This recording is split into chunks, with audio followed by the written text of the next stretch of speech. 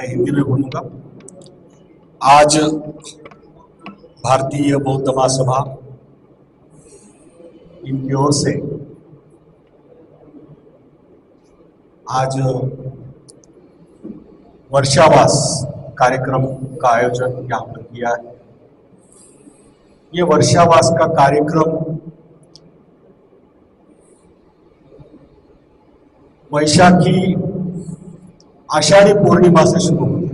वर्षावास आषाढ़ी पूर्णिमा से शुरू होता है और आषाढ़ी पूर्णिमा को कहा जाता है धम्म चक्र प्रवर्तन दिन। धम्म चक्र प्रवर्तन दिन इसको कहा जाता है। पूर्णिमा बाद में आई। जो व्यास जो है, व्यास को ये पदवी दी गई कि गुरु है, तो व्यास तो हमारा गुरु नहीं हो सकता, क्योंकि मुझे 10 मिनट है उसमें ही मैं थोड़ा सा बोलूंगा। व्यास तो हमारा गुरु नहीं हो सकता। जैसे दो बातें हैं, एक गांधी है और एक अंबेडकर है, तो हमारा कौन हो सकता है बताइए आप? अंबेडकर हो सकता है या गांधी हो सकता है? हाँ, अंबेडकर हो सकता है, व्यास नहीं हो सकता। मैं ये बात आपको कहना चाहता हूं, आप अगर बुद्धिस्ट है तो गुरु पूर्णिमा को ना मनाएं।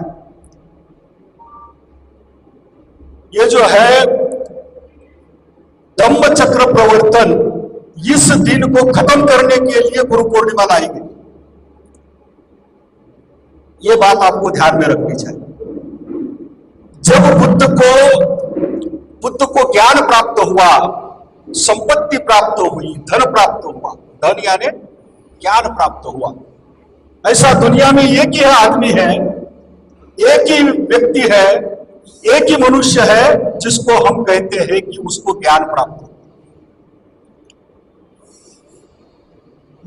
मैं पूछता हूं कि ज्ञान का मतलब क्या है? ज्ञान का मतलब क्या है? What is the knowledge? What is meaning by knowledge? कुछ कह सकते हैं आप?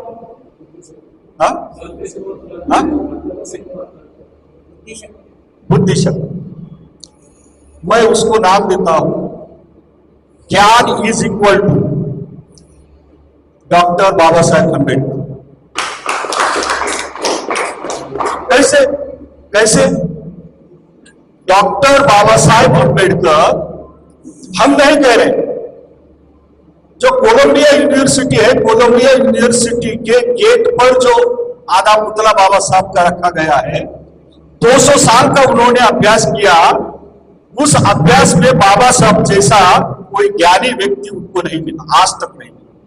इसलिए उन्होंने कोलंबिया यूनिवर्सिटी के सामने बाबा साहब का स्टैचू लगाकर उसके नीचे लिख दिया कि सिंबल ऑफ नॉलेज। सिंबल का मतलब क्या होता है? सिंबल का मतलब होता है चिन्ह, बोध चिन्ह होता है।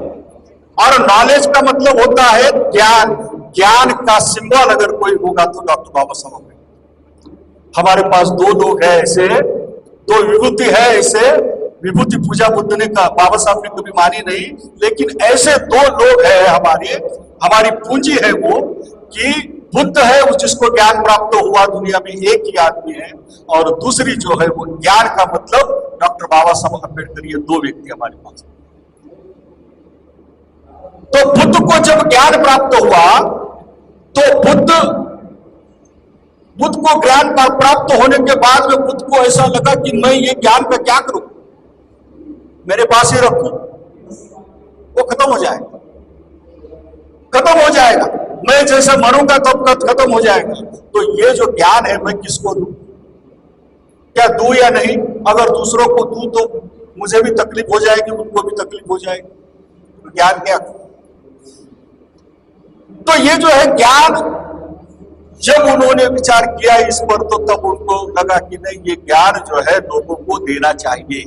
फिर दूसरा प्रश्न बुद्ध के सामने उभरा कि ये ज्ञान किसको दूं? हमारे जैसे लोगों को अगर दिया तो ये ज्ञान नहीं रहेगा। ज्ञान नहीं रहेगा, क्योंकि कि लोगों की समझ जो है वो लोगों की समझ बहुत कमजोर है, लोगों की समझ बहुत कमजोर है, इसलिए वो नहीं समझे।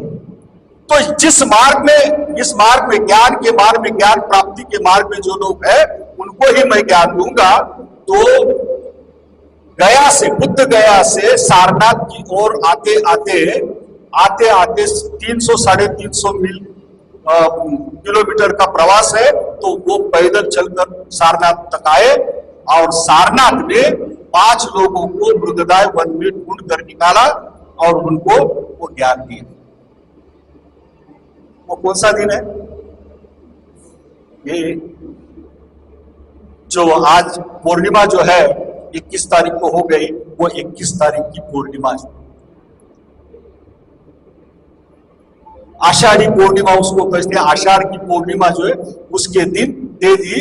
ये पहला धम्म चक्र प्रवर्तन हुआ, परिवर्तन नहीं, प्रवर्तन हुआ कि बुद्ध के पास था, वो 5 लोगों को ट्रांसफर किया गया। वो दिन ये प्रवर्तन दिन है।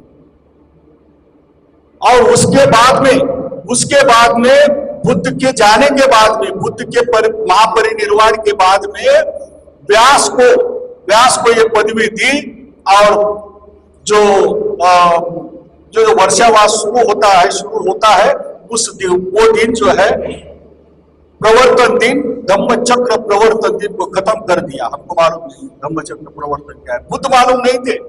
1942 तक, 1954 तक हमको बुद्ध मालूम नहीं थे।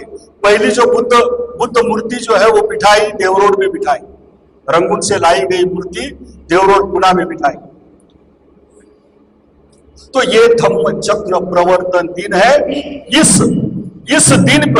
इस दिन पर बुद्ध ने अपने पास जो धम्म था, जो विचार थे, वो ज्ञान था, वो 5 लोगों को दे दिया। और वहां से वर्षावास शुरू होता है। और वर्षावास में क्या करते हैं? वर्षावास में ज्ञान प्राप्त करते हैं। भंते, बहुत बारिश होती है, बारिश की वजह से जो भंते हैं वो भंते को गांव में जाकर प्रवचन देना, भिक्षाटन करना ये मुमकिन नहीं होता। तो बुद्ध ने आदेश दिया कि तुम बिहार में रहते जाओ और रहने के बाद में अपना ज्ञान जो है प्राप्त करो। और साल भर आपने क्या किया, लोगों की प्रतिक्रिया क्या है, उसमें कैसी सुधार करनी चाहिए, इसके बारे में अभ्यास करो। और अगले 4 महीने के बाद में आप फिर समाज में चले जाओ।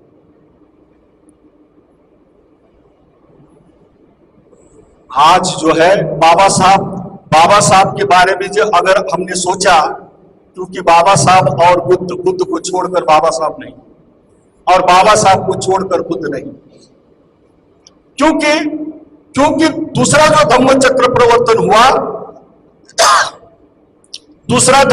प्रवर्तन हुआ राजा अशोक के काल में हुआ। राजा अशोक ने भी कुछ बदलाव करके बुद्ध धम्म को एप्लीकेट किया। और तीसरा जो धम्म प्रवर्तन हुआ, जो महान सक्षम व्यक्ति था, तो डॉक्टर बाबा साहब अम्बेडकर ने किया। तब तक दीक्षा दी जाती थी, ऐसा नहीं था। दीक्षा की ट्रेडिशन बाबा साहब अम्बेडकर ने निर्माण की। बाबा साहब ने बुद्ध एंड हिज धम्म हमको दे दिया। तो ये सारी बातें बाबा साहब अम्बेडकर ने नई सीरी से हमको दे दिया। और एक बात हम हमेशा वो बोलते रहते, कौन सी बात की? हम एक बात रही, कौन सी बात थी? एक बात बहुत महत्वपूर्ण थी, 22 प्रतिज्ञा। हाँ, बराबर है, 22 प्रतिज्ञा हमको दी। 22 प्रतिज्ञा दी। ये क्यों दी हमको? क्योंकि बाबा साहब को मालूम था पहली प्रतिज्ञा क्या है कि मैं ब्रह्मा विष्णु महेश को नहीं मानूंगा, उनकी पूजा नहीं करूंगा।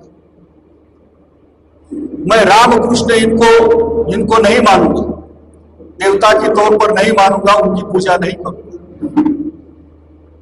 गौरी गणपति अभी कर्नाटक में गणपति नहीं बैठते थे, अभी कर्नाटक में भी गणपति बैठते थे। ये गदग का एक शख्स मेरे पास आया, उन्होंने कहा कि मैं पुणे में आया हूं तो मुझे भीमा कोरेगांव देखने का है। भीमा कोरेगांव लेके गया, देवरोड लेके गया, और देवरोड लेके जाने के बाद में उसने कहा कि वो दगड़ू शेठ गणपति कहाँ है, दगड़ू शेठ गणपति कहाँ है। तो मैंने पूछा दगड़ू शेठ गणपति का और आपका ताल्लुक क्या है? दगड़ू शेठ गणपति और आपका ताल्लुक क्या है? बुद्धिस्ट आदमी, बुद्धिस्ट है। मैंने कहा कि वो उसका संबंध नहीं है, मैं दिखाऊंगा भी नहीं, तुमको जाना है तो तुम अकेले जाओ। मैंने दिखाया नहीं। हमारे दिमाग में गौरी गणपति बिठाया, बैठ गया। यह कर्नाटक में नहीं था। कर्नाटक को मार्कंडेश्वर को मानते थे, कर्नाटक में ज्यादा तौर पर गणपति को नहीं मानते, मगर गणपति हमारे घर में बैठ रहा। बाबा साहब ने स्पष्ट आदेश दिया है प्रतिज्ञा के तौर पर, मैं गौरी गणपति और हिंदू धर्म के किसी भी देवी देवता को नहीं मानूंगा, उसका उपवास नहीं करूंगा, उसकी पूजा नहीं। बराबर है? सत्य है या नहीं? लेकिन हम इसमें से एक भी प्रतिज्ञा नहीं मानते। हमारे घर में जाओ, घर में जाओ, घर में जाके तुम लाखों रुपया खर्चा करते हो और एक कोने में जो है एक उसके लिए घर बनाते, उसके लिए घर बना देना। कितने लोगों के घर में घर नहीं है, उस देव का घर नहीं। जगली उसको कहते हैं, जगली है। हमारी अगर बेटी और बेटियों की शादी हो गई, शादी निकलती है, शादी निकलने के बाद में बेटा हमारा होता है, बेटी हमारी होती है, बेटा हमारा होता है, बेटी हमारी होती है, पैसा हमारा होता है, कार्यक्रम के लिए मेहनत हम करते हैं, लोग हमारे आते हैं, मगर ये जो है ये शादी करने से पहले हम किसके पास जाते हैं तारीख निकालने के लिए? किसके पास जाते हैं तारीख निकालने के लिए? ब्राह्मण के पास जाते हैं। बाबा साहब ने कहा कि ब्राह्मणों से किसी भी किस्म का कार्यक्रम मत करना चाहिए। बुद्ध ये विष्णु का अवतार है, ये भी नहीं मानना चाहिए, ये नहीं मैं मानता। और ब्राह्मणों के हाथों से कौन सा भी कार्यक्रम नहीं करना चाहिए। श्राद्ध पक्ष नहीं करना चाहिए। श्राद्ध पक्ष क्या होता है? आदमी मरता है, ये आज मर गया, उसका फ्यूनरल हो गया, और दूसरे दिन क्या करते हैं हम? कौवे को खिलाते, हक्की घाटला घूमता रहा, हक्की घाटला घूमता रहा। हक्की का मतलब क्या है? कौवा, कौवे को देते हैं। हमारे पुणे में हमने बंद कर दिया, पुणे में बंद कर दिया। हमने कहा कौवा का और हमारा रिश्ता क्या है? श्राद्ध पक्ष के बारे में कह रहा। कौवे का हमारा रिश्ता क्या है? अगर कौवा हमारा बाप बनकर आता है, हमारी माँ बनकर आता है, हमारा चाचा बनकर आता है, हमारा भाई बनकर आता है, मरने के बाद बनकर आता है, वो खाता है, हमको लगता है अरे बाप वो अभी शांत हो गया, उसका आत्मा शांत हो गया। आत्मा को भी बाबा बुद्ध ने कभी माना, आत्मा को कभी माना। मगर अगर वही कौवा हमारे सर को मार दे, सर को पीट दे, तो क्या करते हैं हम? सर को पीटते हैं, क्या करते हैं हम? सिर को पीटने के बाद कौवे ने हमको मारा तो क्या करते हैं? मैं जो बातें कह रहा हूं वो कोई नहीं कहेगा। सर को पीटने के बाद में हम क्या करते हैं? नहाते हैं, हनुमानगढ़ गुड़ी में जाते हैं, उसको तेल चढ़ाते हैं। बराबर है? हाँ, क्यों? वो पापी है और पापी ने हमारे सर को मारा, कुचला, इसलिए हम नहाते हैं। एक बार एक समय ऐसा था कि हमारा स्पर्श करने से भी वो नहाते थे। तो ये बात जो है, ये बात हम लोगों ने याद रखनी चाहिए कि बाबा साहब अम्बेडकर ने हमको रिनोवेट करके धम्म दिया है, धम्म चक्र प्रवर्तन बाबा साहब अम्बेडकर ने किया। कुछ हलचल मुझे लग रही है, तो मैं आपको कितना समझा कितना नहीं समझा मुझे मालूम नहीं है, लेकिन समझा होगा ये समझकर मैं अपनी बात यहीं पर समाप्त करता हूं। धन्यवाद। जय हिंद।